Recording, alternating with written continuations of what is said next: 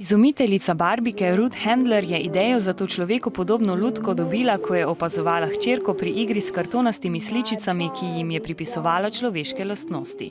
Ko je Ruth pozneje potovala po Nemčiji, je naletela na plastično lutko Bild Lili Doll.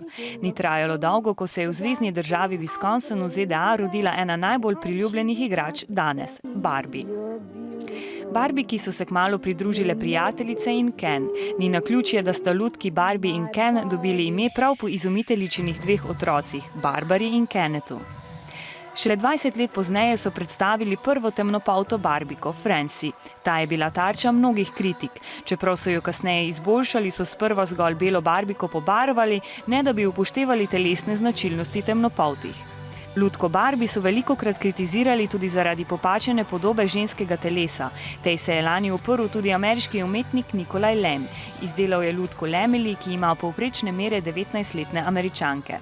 Barbika pa se kljub kritikam ne umika, prav nasprotno. Letos februarja je podjetje Mattel predstavilo tako imenovano visokotehnološko Barbie, ki lahko pošilja elektronsko pošto, snema in celo govori.